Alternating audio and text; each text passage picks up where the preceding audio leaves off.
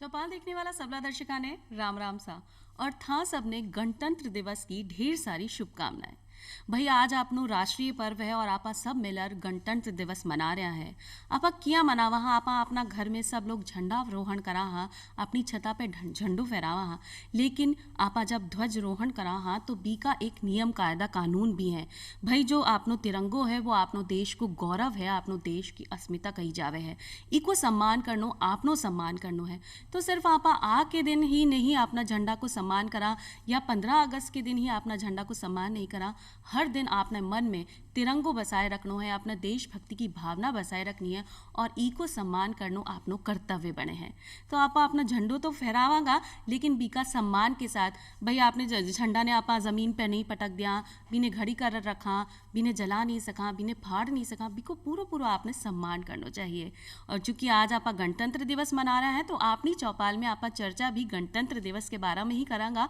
और चर्चा करवा के लिए पधारी हैं डॉक्टर सुमन मौर्य जी, जो कि उप प्राचार्य हैं राजस्थान कॉलेज से। सुमन जी, थाने भी ढेर सारी शुभकामनाएं गणतंत्र दिवस की। आभार आपका बहुत बहुत, घणी घणी खम्मा। सुमन जी, जिया आज आप गणतंत्र दिवस की बात कर रहे हैं तो सबसे पहले आपने दर्शकों ने आई आप समझा दिया कि भाई गणतंत्र को अर्थ आपना समझ में के हो सके है और खासकर 26 जनवरी ने ही आ दिवस ने क्यों मनाया जावे, कोई और तिथि आपने क्यों नहीं ली? बहुत ही अच्छा प्रश्न पूछा है आपने। उससे पूर्व मैं कुछ पंक्तियाँ उद्धृत करना चाहूँगी। लिख रहा हूँ मैं अंजाम जिसका आज, कल परिणाम आएगा। मेरे इस झंडे के माध्यम से एक इंकलाब आएगा, देश पर मर मिटने वालों का एक सैलाब आएगा। तो गणतंत्र दिवस जैसा कि हम मना रहे हैं तो हम आज से 26 जनवरी से आगाज़ क्यों करते हैं इसका, ये चीज़ है कि गणतंत्र दिवस जो है, गणतंत्र का अर्थ सबसे पहले समझें तो रेस पब्लिका जो लैटिन शब्द है उससे निकला है। रेस यानी कि जो जनता है, जनता का शासन, गणतंत्र, गण यानी जनता और तंत्र यानी शासन, यानी जिसमें जनता का शासन होगा। गणतंत्र जो कि हमारे अंदर खुशी का संचार करता है। गणतंत्र हम क्यों मनाते हैं ये समझने की अगर कोशिश करें तो हमने 26 जनवरी का ही दिन निर्धारित किया था गणतंत्र के लिए, क्योंकि मैं बताना चाहूँगी कि 31 दिसंबर 1929 को लाहौर अधिवेशन रावी नदी के तट पर जो आयोजित हुआ था उसमें जवाहरलाल नेहरू की अध्यक्षता में ये प्रस्ताव पारित किया गया था कि हम प्रतिवर्ष जो है 26 जनवरी को एक पूर्ण स्वराज के रूप में मनाएंगे। पूर्ण स्वराज की संकल्पना जो है उसके माध्यम से प्रस्तुत की गई और फिर हम तभी से 26 जनवरी को गणतंत्र दिवस के रूप में मनाते हैं, जिसमें कि जनता जो है वो महत्वपूर्ण होती है, क्योंकि जनता का ही शासन है। हमारी प्रस्तावना में भी कहा गया है जैसा कि हम भारत के लोग, तो हम भारत के लोग जो है वो महत्वपूर्ण हो जाता है, इसलिए हम जो है गणतंत्र को उस रूप में मनाते हैं। यानी जनता को जनता के द्वारा और जनता के लिए किए गए कार्य, यानी अपने द्वारा चुना गया लोग ही अपने पे शासन करे हैं, अपनी सरकार बने हैं और जनता के द्वारा ही समझाइश भी हो सके है। जी हाँ, हम शब्द की प्रासंगिकता की बात है कि हम और हमारो गणतंत्र, तो यहाँ हम शब्द को क्या महत्व हो सके है? देखिए, गणतंत्र और हम आपस में मिले हुए शब्द हैं। गणतंत्र क्योंकि हमारा जो राष्ट्रपति हैं वो निर्वाचित होते हैं, हमारे जो राष्ट्र के जो अध्यक्ष हैं वो निर्वाचित होते हैं, इसलिए हम जो है गणतंत्र को मनाते हैं। हमारा कोई शासन जो है, शासन प्रणाली वंशानुगत नहीं है कि राजा का बेटा जो है वो राजा के रूप में शासन करेगा, बल्कि हम जो है हमारे जो गणतंत्र को एक निर्वाचित, जनता के द्वारा निर्वाचित संस्था के माध्यम से बनाते हैं, जिसमें कि जनता संप्रभु है, जनता सर्वोपरि है। हमारी प्रस्तावना में भी कहा गया है, हम भारत के लोग भारत को संपूर्ण प्रभुत्व संपन्न समाजवादी पंथ निरपेक्ष लोकतांत्रिक गणराज्य बनाने के लिए तथा इसके समस्त नागरिकों को सामाजिक आर्थिक राजनीतिक न्याय विचार अभिव्यक्ति विश्वास धर्म उपासना की स्वतंत्रता प्रदान करने के लिए संविधान सभा में इसे अंगीकृत अधिनियमित और आत्मार्पित करते हैं। मैं महत्वपूर्ण ये बात कहना चाहूँगी कि हम भारत के लोग जो हैं वो इस पूरे संविधान को अंगीकृत अधिनियमित और आत्मार्पित कर रहे हैं, इसलिए हमारी जो जनता है वो महत्वपूर्ण है, वो संप्रभु है वही अधिराज्य के माध्यम से वही शासन करेगी, वही संप्रभु रहेगी, उस पर किसी और का शासन नहीं होगा और संविधान के द्वारा संचालित होंगी। तो इसलिए हम शब्द की महत्ता जनता जनार्दन जो है उसके रूप में महत्वपूर्ण होती है और वो हमें जो है एक जन साधारण के प्रति एक संवेदनशीलता के भाव को दर्शाती है। जी, और हम सब एक ही धागा में पिरोए रहे हैं। जिहाँ कि हर देश को संविधान होवे और बिना संविधान के देश बिना रीढ़ की हड्डी की तरह शरीर हो सके कि भाई अपना खुद का विचार नहीं है, आपा सही तरीके से नहीं चल सका, अपना कानून नहीं है। लेकिन जब संविधान आ जाए तो देश शरीर में एक ताकत सी आ जाए, जो कि आपने 26 जनवरी ने आपनो संविधान पारित हुए।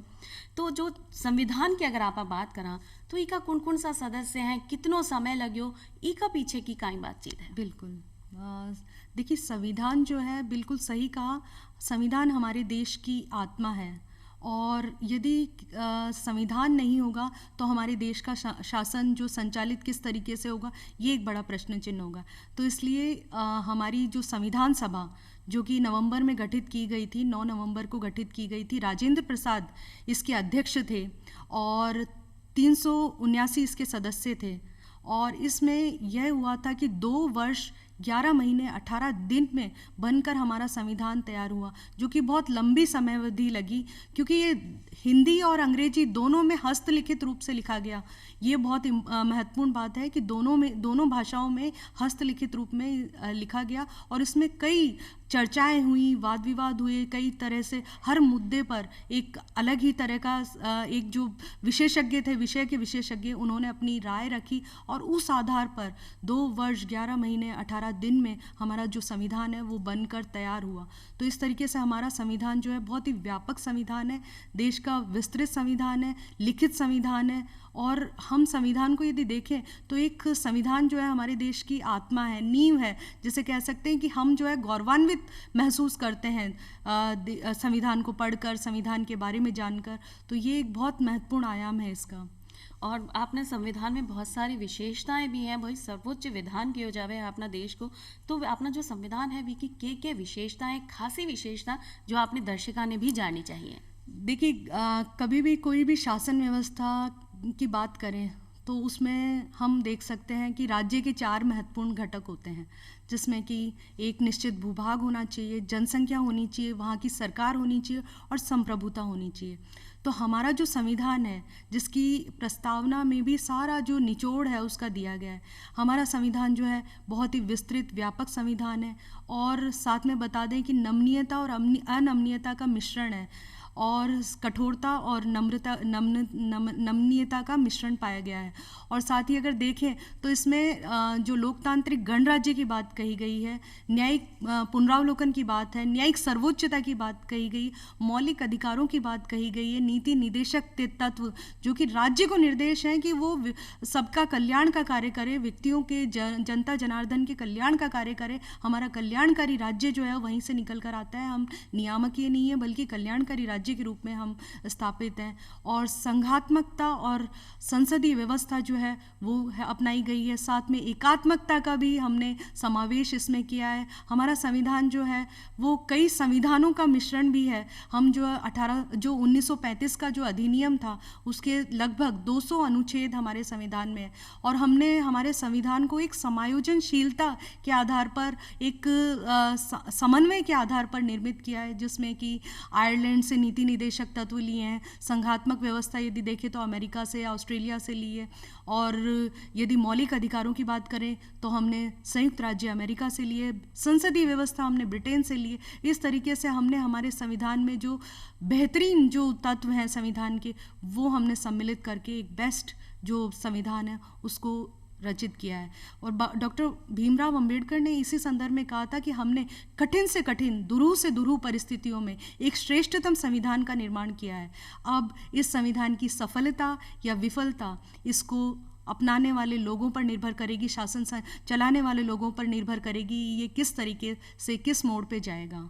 बहुत ही हर एक चीज़ जांच परख कर में ली गई है, हर जगह से जो चीज़ें अच्छी ही बीने सम्मिलित किए गए हैं और ख़ास करके देश की जनता ने ध्यान रखे हुए कि भाई सबको भलो है, सबने आपा साथ लेकर चल सका। इनमें बहुत सारा अधिकार भी आपने बताया है, तो अधिकारों का बारे में भी आप चर्चा करांगा कि कौन कौन सा अधिकार इनमें सम्मिलित हैं। देखिए, सबसे पहले तो समानता का अधिकार है, जो कि कानूनी समानता देता है और सामाजिक समानता देता है, जिसमें कि किसी भी आधार पर किसी वर्ण, वर्ग, जाति, लिंग, जन्म स्थान के आधार पर किसी भी तरह का कोई निषेध या किसी भी तरह का भेदभाव नहीं किया जाएगा किसी के साथ भी।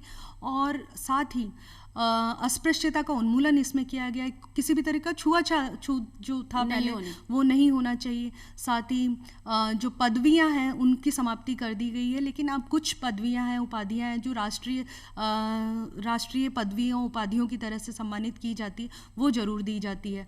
और इसी तरीके से हमारी जो सामाजिक समानता के आधार पर राजनीतिक समानता, आर्थिक समानता, हर स्तर पर हम समानता की बात कर रहे हैं। स्वतंत्रता का अधिकार इसमें दिया गया है, जिसमें सभी लोगों को अपनी अभिव्यक्ति, विश्वास, धर्म, उपासना की स्वतंत्रता प्रदान की गई है। किसी भी तरह का किसी के साथ कोई स्वतंत्रता को लेकर एक निषेधात्मक, दो तरह की स्वतंत्रताएं होती है, लेकिन हम वही सकारात्मक स्वतंत्रता की बात करेंगे। साथ में शोषण के विरुद्ध अधिकार है कि किसी भी तरह का जो शोषण नहीं किया जाएगा किसी के साथ। और साथ ही हम देख सकते हैं धार्मिक स्वतंत्रता का अधिकार इसके अंतर्गत दिया गया है कि सभी को अपने अंतःकरण से धर्म का आचरण करने की पूर्ण स्वतंत्रता होगी। और संवैधानिक उपचारों का अधिकार जो है वो इसके अंतर्गत दिया गया है, जो अनुच्छेद 32 के तहत दिया गया है, जिसमें कि यदि किसी के अधिकारों का उल्लंघन होता है तो वो उच्च न्यायालय या उस सर्वोच्च न्यायालय के माध्यम से अपना न्याय प्राप्त कर सकता है। तो इस तरीके से 12 से 35 कुल जो हमारा भाग 4 है, भाग 3 के अंतर्गत इसको समावेशित किया गया है। और ये उल्लेखित किया गया है कि हमें मौलिक अधिकारों का, क्योंकि अधिकार जो है व्यक्ति के जीवन की वे परिस्थितियां हैं जिनके माध्यम से व्यक्ति अपना सर्वांगीण और सर्वप्रमुख विकास कर सकता है। तो अपना जितना भी अधिकार अपना संविधान में मिला है वो अपना भारत देश में ही है। बहुत सारा ऐसी विशेषता है जो खासकर आपने भारत का संविधान में ही है। भारत इतनी ऐसी सुविधा नहीं दी गई है जी कि आप सब समझा कि भाई अधिकार आया है तो कर्तव्य भी साथ साथ आएगा। तो अपना भी कोई कर्तव्य बने है, आपनो भी कर्तव्य है अपने देश के लिए, अपने संविधान के लिए। तो जानना जहाँ समझिए कि आपने अधिकारा के साथ साथ कर्तव्य भी कौन कौन सा है। देखिए, आपने सबसे अच्छी बात कही, क्योंकि हमारा संविधान एक विस्तृत संविधान है, व्यापक संविधान है, और हर एक छोटी से छोटी बातों को इसमें सम्मिलित किया गया है। मैं यही बात कहना चाहूँगी कि यूनान, मिस्र और रोमा सब मिट गए जहाँ से, किंतु कुछ बात है कि हस्ती मिटती नहीं हमारी। तो हमारा जो संविधान है वो बहुत ही महत्वपूर्ण है। इसमें हम अधिकारों की ही बात नहीं करते बल्कि कर्तव्यों की भी बात करते हैं। दोनों में समन्वय स्थापित करके चलते हैं, तभी हमारा जो संविधान है, कई साल हो गए लेकिन अभी भी अनवरत रूप से कायम है और सभी की आस्था हमारे संविधान में विद्यमान है। हम बात करते हैं हमारे संविधान के मूल कर्तव्यों की, तो मूल कर्तव्य जो 42वें संवैधानिक संशोधन के माध्यम से 1976 में जोड़े गए थे, जो कि प्रारंभिक स्तर पर 10 जोड़े गए थे, फिर 11वां जो है मौलिक कर्तव्य भी जोड़ा गया, जिसमें कि हम बात करते हैं, जैसे आपने प्रारंभिक स्तर पर ये बताया कि हमें झंडे का सम्मान करना चाहिए, हमारे तिरंगे का सम्मान करना चाहिए, हमारी जितनी भी गौरवशाली परंपराएं हैं उनको अपने अंदर संजो कर रखना चाहिए। और साथ ही जितने भी हमारी जो विरासत है, हमारे राष्ट्रीय पर्व हैं, राष्ट्रीय विरासत है, उन सब का, राष्ट्रीय गान, राष्ट्रीय चिन्ह, इन सब का हमें सम्मान करना चाहिए। और साथ ही जितने भी हमारे मोनूमेंट्स हैं, हेरिटेज हैं, उनको सम्मान करना चाहिए, महिलाओं का सम्मान करना चाहिए। हमें हमारी उन्नति के ऊंचे ऊंचे नए नए आयामों तक छूने का प्रयास करना चाहिए। हमें मानववाद की जो और वैज्ञानिक दृष्टिकोण है उसका आचरण करना चाहिए। किसी भी तरह के अंधविश्वासों में ना पड़कर हमें वैज्ञानिक दृष्टिकोण जो है वो विकसित करने का कार्य करना चाहिए। और सबसे महत्वपूर्ण बात कि इसमें हम देख सकते हैं कि किसी भी तरह का कोई किसी के साथ भेदभाव ना हो, महिलाओं को एक सम्मानपूर्ण स्थिति इस संविधान के माध्यम से दी गई है। तो ये चीज़ें जो है हमारे संविधान में हम सभी के, हमें अधिकार ही नहीं बल्कि दोनों एक दूसरे के पूरक हैं, एक ही सिक्के के पहलू हैं। मेरे जो अधिकार हैं वो आपके कर्तव्य हैं, आपके जो अधिकार हैं वो मेरे कर्तव्य हैं। तो इस तरीके से एक पूरकता निहित है और निश्चित रूप से हमें दोनों का ही सम्मान करके आगे बढ़ना चाहिए। जी, और दोनों में सामंजस्य बना के अगर आप चलेंगे तो आपनो भी भलो है और आपनो देश को भी भलो ही है। जी कि आपने देश मन में जब बात आवे है, कोई 26 जनवरी या 15 अगस्त की बात आ जावे तो एकदम से देशभक्ति उमड़ उमड़ कर आवे है कि भाई आपना देश के लिए आपा भी कुछ कर बिटकावा, तो आपा आ ही कर सका कि आपना कर्तव्य का सही तरीका से पालन करा और अधिकारा का गलत उपयोग नहीं करा। जी हाँ कि आपा गणतंत्र की अभी आपने बात की है कि गणतंत्र है मतलब जन और बिको तंत्र है, लेकिन आज के अगर देखा वर्तमान समय में देखा तो सिर्फ धन और गन पर ही निर्भर रह गया है आपा। तो इमें आपा ने किया बदलाव कर सका, लोगों की सोच में किया बदलाव कर सका कि गणतंत्र ने गणतंत्र ही रहबा दिया, धन और गन नहीं बनवा दिया। देखिए, बहुत ही मार्मिक और बहुत ही सूक्ष्म प्रश्न पूछा है, जो कि आज की वास्तविक परिस्थितियों के संदर्भ में हम कई परिकल्पनाएं निर्धारित करते हैं कि इस तरह से होना चाहिए, लेकिन वास्तविक स्थितियां क्या है उसको देखने का प्रयास यदि हम करें तो हम सबसे पहले तो जब भी हमारे भारतवासी या जो भी हैं वो ये समझने की कोशिश करें कि हमें जो है हमारे जो राष्ट्रीय आंदोलन के जो निर्माता थे, जिन्होंने स्वतंत्रता के लिए अपना सब कुछ सर्वस्व न्यौछावर कर दिया, तो वो चीज़ हमें अपने आत्मा के अंदर संजो के रखनी है। यही कारण है कि हम इस तरह के राष्ट्रीय पर्व जो है मनाते हैं, समझने का प्रयास करते हैं, बच्चे को हम सिखाने का प्रयास करते हैं, उनमें उस तरीके के संस्कार हम डेवलप करते हैं, विकसित करने का प्रयास करते हैं। तो एक मैं बात करना चाहूँगी, चाहे सुखदेव, राजगुरु, शहीद भगत सिंह या जतिन दास, जो कि बहुत कम उम्र में शहीद हुए, 24 वर्ष की आयु में उन्होंने एक अनशन किया। तो इस तरीके से हम उन सबको, जितने भी हमारे क्रांतिकारी थे, गांधीवादी नेता थे, उदारवादी नेता थे, उग्रवादी नेता थे, सबका, लाल बाल पाल हों चाहे विपिन चंद्र पाल, लाला लाजपत राय, उन सबको हमें बाल गंगाधर तिलक, इन सबको याद करने की कोशिश करनी चाहिए।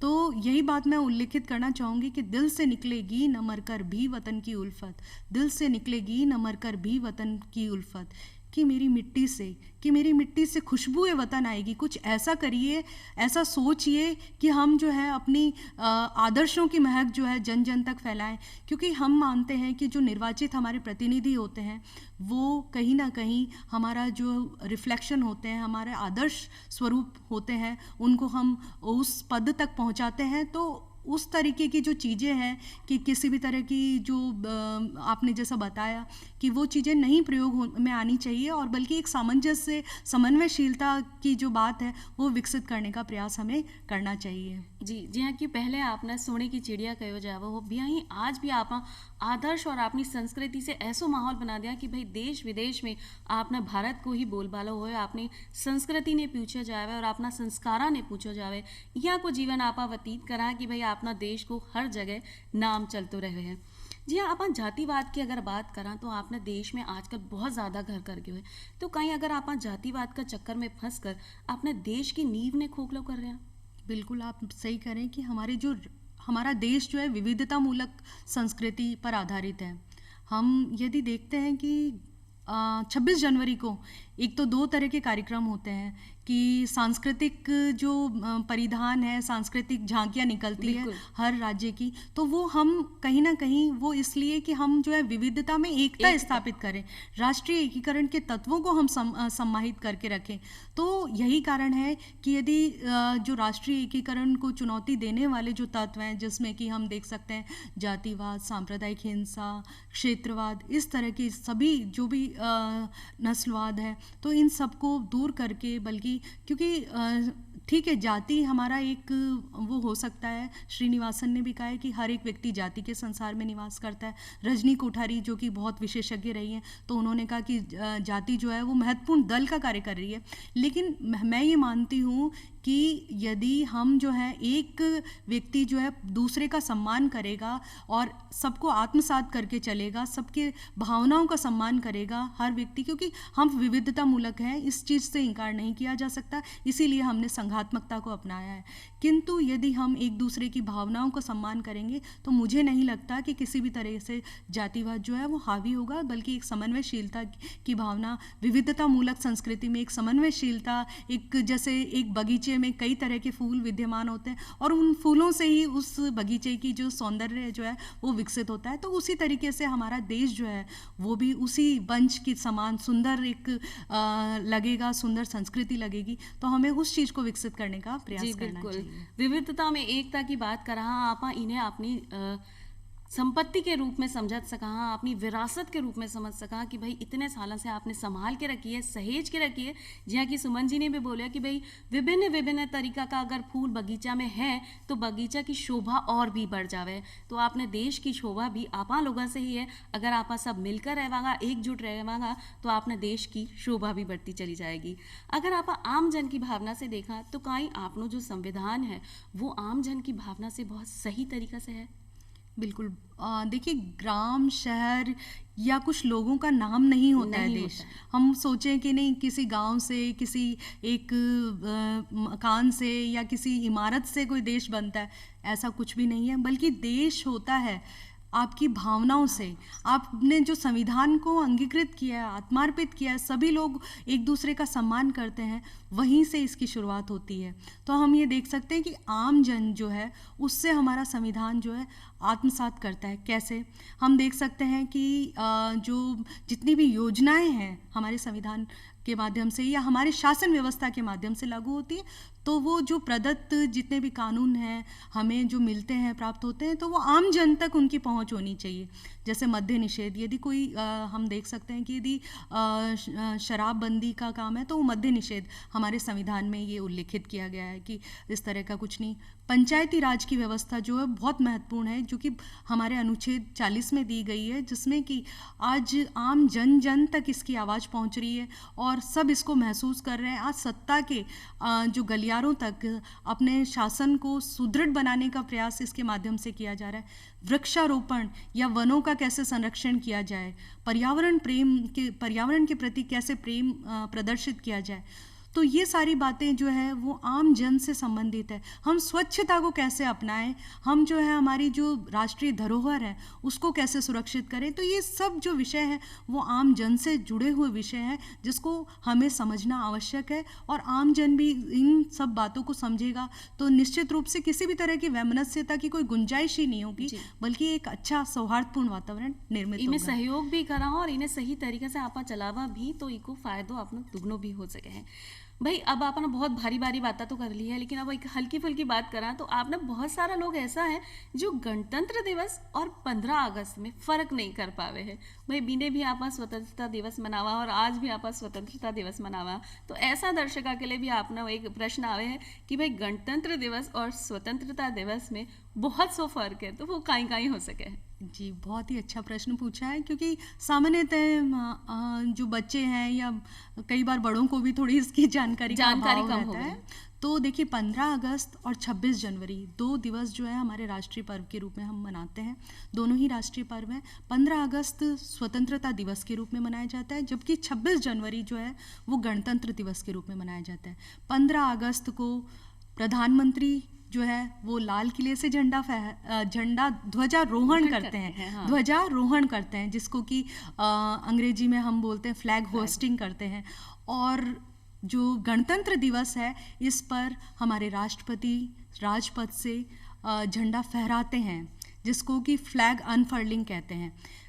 ध्वजारोहण और ध्वज फहराने में भी बहुत अंतर रहता है।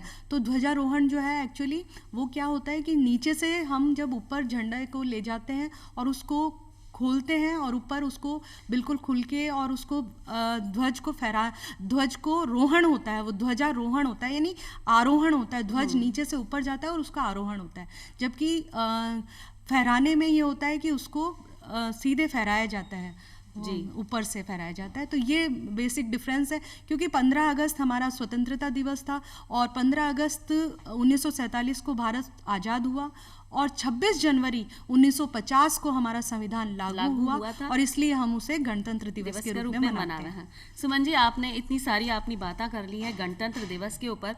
एक बार आपने दर्शकों से फिर से निवेदन है कि भाई आप अपना जो ध्वज है भी ने फहरावांगा तो ज़रूर, लेकिन बीका सम्मान में भी आपने कोई कमी नहीं रखनी चाहिए। मन से बस एक ही उद्घोष आवे है, जय हिंद, वंदे मातरम, जय भारत के साथ आज का कार्यक्रम की आपा समाप्ति कर रहा हूँ। और एक बार था सबने ढेर सारी शुभकामनाएं गणतंत्र दिवस की। फिर मिलांगा नई चौपाल में, तब तक के लिए राम राम सा।